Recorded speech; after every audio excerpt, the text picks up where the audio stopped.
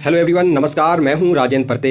स्वागत है आपका कलेक्टिव जीके चैनल पर। आज हमने मध्य प्रदेश का current affair static GK cover किया है, जिसमें मध्य प्रदेश का इतिहास, संस्कृति, कलाएं, राष्ट्रीय उद्यान, लोक जीवन, नदियां, योजनाएं, भूगोल से महत्वपूर्ण प्रश्न लेकर आए हैं। ये सभी प्रश्न Madhya Pradesh Vyapam, Madhya Pradesh police, Madhya Pradesh sub inspector, group 2, group 4, group 3, SSC, railway, all other state exam के लिए महत्वपूर्ण है। और हाँ दोस्तों, क्लास तैयार करने में बहुत मेहनत लगती है, तो दोस्तों आपसे गुजारिश है कि मेरे कलेक्टिव जीके चैनल को जरूर सब्सक्राइब करें और दोस्तों तक जरूर पहुंचाएं, जिससे मोटिवेट बने रहे और ज़्यादा हम मेहनत करें और आपके लिए अच्छे सिलेक्टिव प्रश्न लेकर आएँ। आज की क्लास की पीडीएफ मैं वीडियो के डिस्क्रिप्शन में डाल दूंगा, आप वहां से डाउनलोड कर। सरकार द्वारा तुलसी सम्मान किस क्षेत्र में दिया जाता है?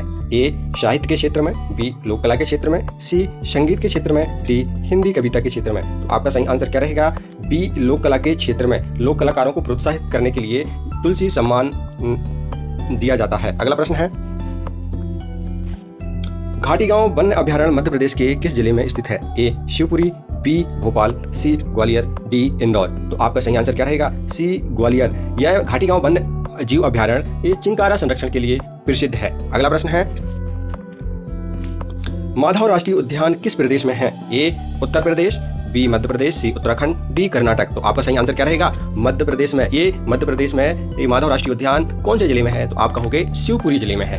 अगला प्रश्न है, भगोरिया लोक नृत्य मध्य प्रदेश की किस जनजाति से संबंधित रखते हैं? ये जो भगोरिया लोक नृत्य अपने मध्य प्रदेश में गाया जाता है, नाचा जाता है, वो कौन से जनजाति से संबंधित रखता है? ए गोंड, बी बैगा, सी सहरिया, डी भील। तो आपका सही आंसर क्या रहेगा? डी भील। ये भील जनजाति का प्रमुख नृत्य है, ये होली के समय नाचा जाता है। अगला प्रश्न है, सीआरपीएफ की स्थापना के लिए मध्य प्रदेश का कौन सा शहर जाना जाता है? सीआरपीएफ की स्थापना के लिए ए भोपाल, बी शिवपुरी, सी नीमच, डी रतलाम। तो आपका सही आंसर क्या रहेगा? सी नीमच। नीमच शहर को सीआरपीएफ का जन्म स्थान कहा जाता है। अगला प्रश्न है, निम्नलिखित में से कौन सा जिला नर्मदा नदी के मार्ग में नहीं आता है? ए मंडला, बी देवास, सी खरगोन, डी विदिशा। यानी कि इन चारों जिलों में 3 जिला आते हैं और एक जिला नहीं आता। वो कौन सा जिला नर्मदा नदी के किनारे पर बसा नहीं है? तो आपका सही आंसर क्या रहेगा? डी आपका विदिशा नर्मदा नदी से होकर नहीं गुजरती है, विदिशा जिले से। अगला प्रश्न है, निम्नलिखित में से कौन सी जगह यूनेस्को की विश्व धरोहर सूची में शामिल नहीं है?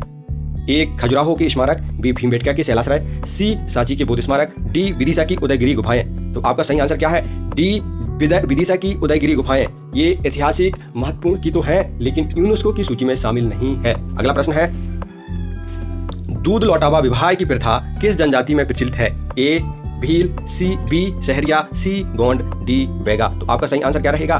सी गोंड। यह परंपरा गोंड जनजाति में विवाह से जुड़ी हुई है। ये दूध लौटावा प्रथा मानी जाती है। अगला प्रश्न है, 2011 की जनगणना के अनुसार मध्य प्रदेश की सबसे बड़ी जनजाति कौन सी है?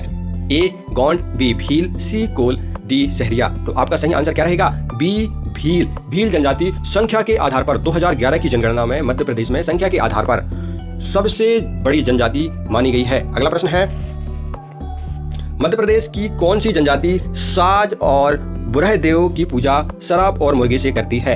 ए कोल, बी भील, सी कोरकू, डी बैगा। बैगा जनजाति धार्मिक परंपरा में यह पूजा शामिल है। ये साज वृक्ष बुरह देव की पूजा शराब और मुर्गे से करते हैं। कौन सी जनजाति? बैगा जनजाति। अगला प्रश्न है, मध्य प्रदेश का गठन किस तारीख को हुआ था? मध्य प्रदेश का गठन किस तारीख को हुआ था भैया? ए 1 नवंबर 1950, बी 1 नवंबर 1956, सी 15 अगस्त 1947, डी 26 जनवरी 1950। तो आपका सही आंसर क्या रहेगा? बी 1 नवंबर 1956 को हुआ था। इसमें आंध्र प्रदेश, केरल, तमिलनाडु और कर्नाटक इनका गठन हुआ था। राज्यों के पुनर्गठन अधिनियम के तहत 1996 में मध्य प्रदेश का गठन हुआ था। अगला प्रश्न है, मध्य प्रदेश की लाडली बहना योजना का मुख्य उद्देश्य क्या है? ए छात्रों को छात्रवृत्ति के लिए, बी किसानों को ऋण माफी के लिए, सी महिलाओं को आर्थिक सशक्तिकरण के लिए, डी वरिष्ठ नागरिकों को पेंशन के लिए। तो आपका सही आंसर क्या रहेगा? सी महिलाओं को आर्थिक सशक्तिकरण के लिए। यह योजना महिलाओं को आर्थिक सशक्तिकरण और आर्थिक स्वतंत्रता के लिए चलाई गई है। अगला प्रश्न है, कान्हा राष्ट्रीय उद्यान मुख्य रूप से किस पशु के संरक्षण के लिए प्रसिद्ध है? कान्हा राष्ट्रीय उद्यान जो है वो मुख्य रूप से किस पशु के लिए संरक्षण के लिए प्रसिद्ध है? ए एशिया ई शेर, बी एक सींग वाला गेंडा, सी बंगाल टाइगर और डी काला हिरण। तो आपका सही आंसर क्या है? सी बंगाल टाइगर। यह टाइगर रिजर्व भी है और बारहसिंगा संरक्षण के लिए भी प्रसिद्ध माना जाता है, बंगाल टाइगर के साथ साथ। अगला प्रश्न है, मध्य प्रदेश का राजकीय पशु कौन है? ए बाघ, बी शेर, सी बारहसिंगा, डी नीलगाय। तो आपका सही आंसर क्या रहेगा? सी बारहसिंगा। ए बारहसिंगा मध्य प्रदेश के राजकीय पशु माने जाते हैं। अगला प्रश्न है, भारत भवन जो एक बहुकला सांस्कृतिक केंद्र है किस शहर में स्थित है? भारत भवन, ए जबलपुर, बी भोपाल, सी इंदौर, डी ग्वालियर। तो आपका सही आंसर क्या रहेगा? बी भोपाल। यह भारत भवन है यहाँ पर भोपाल में। अगला प्रश्न है, भारत भवन भोपाल में एक प्रमुख सांस्कृतिक केंद्र के लिए स्थापित किया गया है। अगला प्रश्न है, एशिया का सबसे बड़ा पनीर चीज बनाने का कारखाना मध्य प्रदेश के किस जिले में स्थापित किया गया है? किस जिले में स्थापित किया गया है भैया? ए इंदौर, बी सीहोर, सी राजगढ़, डी भोपाल। तो सीहोर जिले में किया गया है। एशिया का सबसे बड़ा पनीर चीज बनाने का कारखाना मध्य प्रदेश के किस जिले में है?